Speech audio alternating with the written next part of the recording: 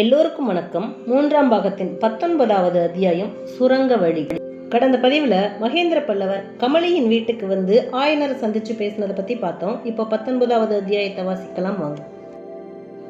ஆயனர் அஜந்தாவர்ண ரகசியத்தில் மனத்தை செலுத்திக் கொண்டிருக்கையில் சக்கரவர்த்தி அசோபாலரை பார்த்து, என்ன யோகியரே, யோக பயிற்சியெல்லாம் இப்போது எப்படி இருக்கிறது? இந்த வாதாபி மன்னர் வந்தாலும் வந்தார், யோக சாதனத்தில் மனத்தை செலுத்தவே அவகாசம் இல்லாமல் போய்விட்டது என்று கூறி கண்களினால் சமிஞ்ஞை செய்யவே அசோபாலர் சக்கரவர்த்தியை பின்தொடர இருவரும் வீட்டுக்கு பின்னால் அரண்மனை உத்தியாவனத்தில் இருந்த யோக மண்டபத்துக்குள் சென்றார்கள்.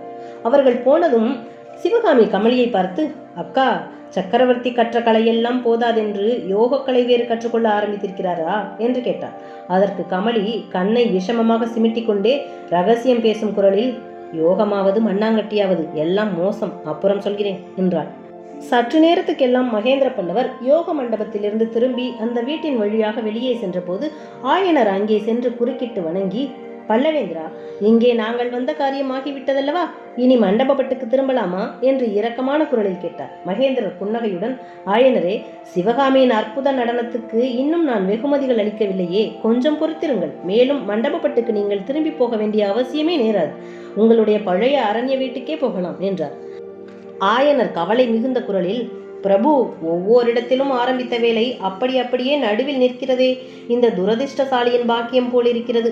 மண்டபப்பட்டில் ஆரம்பித்த திருப்பணியும் அப்படியே நின்றுவிட்டாள் என்று கூறி வந்தபோது மகேந்திர பல்லவர் குறுக்கிட்டு, மகா சிற்பியாரே, மனித வாழ்க்கை அற்பமானது. இதில் நாம் ஒவ்வொருவரும் ஆரம்பித்த காரியத்தை பூர்த்தி செய்துவிட முடிகிறதா? நான் தொடங்கிய காரியங்களும் எத்தனையோ நடுவில் நின்றுதான் போயிருக்கின்றன. அதனால் என்ன, நமக்கு பின்வரும் சந்ததிகள் நிறைவேற்றி வைப்பார்கள். அதற்காக கவலைப்பட வேண்டாம். மேலும் நமது அரண்மனையில் கூடிய சீக்கிரம் ஒரு கல்யாணம் நடக்கப் போகிறது. அப்போது உம் குமாரி நாட்டியம் ஆட வேண்டியிருந்தாலும் இருக்கும் என்று கூறிவிட்டு மேலே நடந்து சென்றவர் வாசற்படியண்டை சற்று தயங்கி நின்று, ஆயனரே, உங்கள் விருப்பத்துக்கு விரோதமாக இருக்கும்படி கட்டாயப்படுத்த நான் விரும்பவில்லை. உங்களுக்கு அவசியம் போக வேண்டுமானால் கோட்டை வாசல் கதவுகள் திறந்ததும் போய் வாருங்கள். தேவை ஏற்படும் போது சொல்லி அனுப்புகிறேன் என்று கூறிவிட்டு விரைந்து வாசற்படியை கடந்து சென்றார். சக்கரவர்த்தி போன பிறகு சிவகாமி திடீரென்று தரையில் குப்புறப்படுத்திக் கொண்டு விம்மி விம்மி அழத் தொடங்கினாள். கமலி அவளுடைய தலையை தூக்கி தன் மடியின் மேல் போட்டுக்கொண்டு, என் கண்ணே, நீ ஏன் அழுகிறாய்? உனக்கு என்ன காரியமாக வேண்டுமோ சொல். எந்த பாடுபட்டாவது உயிரை கொடுத்தாவது நான் செய்து கொடுக்கிறேன். நீ கண்ணீர் விட்டால் என் நெஞ்சு உடைந்து விடும் போல் இருக்கிறது என்றாள். சிவகாமி மறுமொழி சொல்லாமல் விம்மவே, அசடே, நீ எதற்காக அழுகிறாய் என்று எனக்கு தெரியும். சக்கரவர்த்தி கல்யாணத்தை பற்றி சொன்னதற்காகத்தானே. அது எப்படி நடக்கும் சிவகாமி? மாமல்லர் உனக்கு வாக்கு கொடுத்திருக்கும் போது எப்படி நடக்கும்? இந்த மகேந்திர சக்கரவர்த்தி என்னதான் சூழ்ச்சி செய்தாலும் மாமல்லர் வேறொரு பெண்ணை கல்யாணம் செய்து கொள்ள மாட்டார். மாமல்லரின் குணம் எனக்கு நன்றாய் தெரியும். அவரிடம் இந்த சக்கரவர்த்தியின் சூழ்ச்சி ஒன்றும் பலிக்காது என்றாள் கமலி. சென்ற சில நாளாக காஞ்சி நகரில் மாமல்லரின் விவாகத்தை பற்றி பலவித வதந்திகள் உலாவி வந்தன. பாண்டியனை புலிகேசியிடமிருந்து பிரிக்கும் பொருட்டு பாண்டிய குமாரியை மாமல்லருக்கு கல்யாணம் செய்து கொள்வதாக சக்கரவர்த்தி ஓலை அனுப்பி இருக்கிறார் என்று சிலர் சொன்னார்கள். இன்னும் சிலர் வாதாபி சலுக்கர் குலத்திலேயே மாமல்லருக்கு பெண் கொள்ளப் போவதாக பிரஸ்தாபித்தார்கள். இதெல்லாம் கமலியின் காதுக்கும் எட்டியிருந்தபடியால் அவளுடைய மனமும் ஒருவாறு வேதனைப்பட்டு கொண்டிருந்தது. ஆகையினால் தான் மாமல்லரின் மன உறுதியை பற்றி அவ்வளவு வற்புறுத்தி சிவகாமிக்கு அவள் தேறுதல் கூறினாள். ஆனால் சிவகாமி தேறுதல் அடையவில்லை. மாமல்லரின் பெயரை கேட்ட பிறகு இன்னும் விசித்து அழலானாள். இல்லை அக்கா, இல்லை. மாமல்லர் என்னை வெறுத்து விடுவார். என்னிடம் அவருக்கு இருந்த ஆசையெல்லாம் விஷமாகிவிடப் போகிறது. அவருக்கு அப்படி துரோகம் செய்துவிட்டேன். இந்த பாவி முன்னமே ஒரு தடவை அவர் என்னை வீட்டிலேயே இருக்க சொல்லி இருக்க நான் ஊர் சுற்ற போய்விட்டேன். இப்போது என்னை மண்டபப்பட்டிலேயே இருக்கும்படி சொல்லி இருக்க இங்கே நாட்டியம் ஆட வந்துவிட்டேன். அக்கா, அவர் பாண்டியனை வென்றுவிட்டு நேரே மண்டபப்பட்டுக்கு வருவார். வந்து என்னை தேடுவார். அங்கே என்னை காணாமல் போனால் அவருக்கு எப்படி இருக்கும்? நான் இங்கே புலிகேசிக்கு முன்னால் நாட்டியம் ஆட வந்துவிட்டேன் என்று கேள்விப்பட்டால் அவருக்கு என்னமாய் இருக்கும்? ஆஹா, இந்த சக்கரவர்த்தி என்னை எப்படி வஞ்சித்து விட்டார் என்று விம்மிக் கொண்டே கூறினாள் சிவகாமி. கமலி சற்று நேரம் யோசனையில் ஆழ்ந்திருந்தாள். சிவகாமி, இதற்கு ஏன் இவ்வளவு கவலை? கோட்டை வாசல் திறந்ததும் நீ போகலாம் என்றுதான் சக்கரவர்த்தியே சொல்லிவிட்டாரே என்றாள். ஆஹா, அவருடைய சூழ்ச்சி உனக்கு தெரியாது. எனக்காகவே கோட்டை வாசலை வெகு நாள் வரையில் சாத்தி வைத்திருப்பார் அக்கா. மாமல்லர் இங்கு வந்து சேரும் வரையில் திறக்க மாட்டார். நீ வேணுமானால் பார் என்று சிவகாமி விம்மினாள். தங்கச்சி, நீ கவலைப்படாதே. கோட்டை வாசல் திறக்காவிட்டால் போகட்டும். நான் உன்னை எப்படியாவது வெளியே அனுப்பி வைக்கிறேன் என்றாள் கமலி. உடனே சிவகாமி விம்மலை நிறுத்தி எழுந்து உட்கார்ந்து, அக்கா, நிஜமாகத்தானா? அது சாத்தியமா என்று கேட்டார். நான் மனம் வைத்தால் எதுதான் சாத்தியமாகாது? என்னை யார் என்று நினைத்தாய்? இந்த மகேந்திர சக்கரவர்த்தியின் சூழ்ச்சியெல்லாம் என்னிடம் பலிக்குமா? அக்கா, எப்படி என்று சொல்.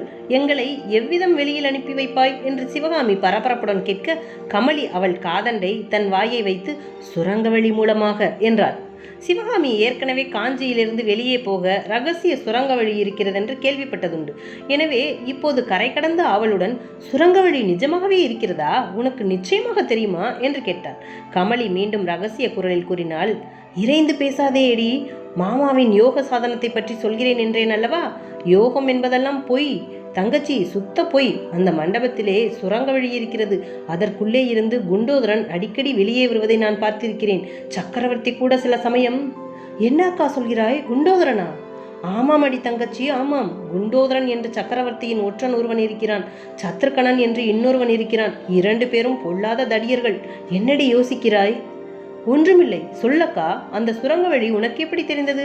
அந்த யோக மண்டபத்தின் பக்கம் நான் வரவே கூடாது என்று என் மாமனார் சொல்லியிருந்தார். அதனாலேயே அவருக்கு தெரியாமல் நான் அடிக்கடி போய் பார்ப்பேன். ஒரு நாள் நான் போய் எட்டி பார்த்தபோது மண்டபத்தின் மத்தியில் இருந்த சிவலிங்கம் அப்பால் நகர்ந்திருந்தது. லிங்கம் இருந்த இடத்தில் ஒரு பெரிய துவாரம் தெரிந்தது. அதற்குள்ளே இருந்து குண்டோதரன் வெளியே வந்து கொண்டிருந்தான். அப்போது மண்டபத்துக்குள்ளே யார் இருந்தது என்று நினைக்கிறாய்? என் மாமனாரோடு சக்கரவர்த்தியும் நின்று கொண்டிருந்தார். சிவகாமி சற்று சிரித்துவிட்டு, கமலியக்கா, எப்படியாவது அந்த சுரங்கத்தின் வழியாக எங்களை நீ வெளியே அனுப்பிவிட்டால் உனக்கு கோடி புண்ணியம் உண்டு. என்றென்றைக்கும் நான் உன் அடிமையாயிருப்பேன் என்றாள். பேச்சை பார் பேச்சை. எனக்கு அடிமையாய் இருக்க போகிறாளாம். அடி பொல்லாத நீலி, இந்த ராஜ்யத்துக்கே ராணியாக போகிறாய். எனக்கு அடிமையாகி விடுவாயா நீ? வாக்கு கொடுத்துவிட்டு அப்புறம் திண்டாடாதே என்றாள். பிறகு, ஆகட்டும் தங்கச்சி, கொஞ்சம் பொறுமையாயிரு. அந்த மண்டபத்தின் மத்தியில் ஒரு சிவலிங்கம் இருக்கிறது. அதை இடம் விட்டு நகர்த்தினால் சுரங்க வழி தெரியும். லிங்கத்தை எப்படி இடம் விட்டு நகர்த்துவதென்பதை இன்றைக்கு அல்லது நாளைக்குள் எப்படியாவது தெரிந்து கொள்கிறேன். ஆனால் நீ இவ்வளவு அவசரப்பட்டு என்ன பிரயோஜனம்? உன் தகப்பனார் உன்னுடன் வருவதற்கு சம்மதிக்க வேண்டுமே என்று கமலி கவலையுடன் கூறினார். என்னை விட அவர்தான் வெளியில் போவதற்கு அதிக அவசரப்படுவார். அதற்கு காரணம் இருக்கிறது என்றாள் சிவகாமி. அதே சமயத்தில் வாசற் பக்கம் இருந்த ஆயனர் அவர்களின் அண்டையில் வந்து, இன்னும் எத்தனை நாளைக்கு இந்த கோட்டைக்குள் அகப்பட்டு கிடக்க வேண்டுமோ தெரியவில்லை. சிவகாமி, உனக்கு தெரியுமா? முன்னொரு நாள் அந்த பரஞ்சோதி என்கிற பிள்ளையிடம் நாகநந்தி ஓலையை கொடுத்து அனுப்பினாரே அஜந்தாவர்ண ரகசியத்துக்காக. புலிகேசி மகாராஜாவுக்குத்தான் அந்த ஓலையை கொடுத்து அனுப்பினாராம். அடடா, வாதாபி மகாராஜா காஞ்சியில் இருக்கும் போதே இதை சொல்லியிருந்தால் நான் அந்த சலுக்க குல சிரேஷ்டரிடம் கெஞ்சி கூத்தாடி அஜந்தாவர்ண ரகசியத்தை பற்றி கேட்டு தெரிந்து கொண்டிருப்பேன் அல்லவா என்று புலம்பினார். புலிகேசி மகாராஜாவுக்கு அந்த ரகசியம் தெரிந்திருப்பது என்ன நிச்சயமப்பா என்று சிவகாமி குறுக்கிட்டு கேட்டார். கட்டாயம் தெரிந்திருக்க வேண்டும் சிவகாமி. புலிகேசியின் இளம் பிராயத்தில் அவர் அஜந்தா மலை குகையிலேயே கொஞ்ச காலம் ஒளிந்து கொண்டிருந்தார் என்று கேள்விப்பட்டிருக்கிறேன் என்றார். அப்போது கமலியும் சிவகாமியும் ஒருவரை ஒருவர் பார்த்து புன்னகை புரிந்து கொண்டார்கள். ஆயனர் மேற்கண்டவாறு பேச பேச அவர்களுக்கு உற்சாகம் அதிகமாகிக் கொண்டிருந்தது.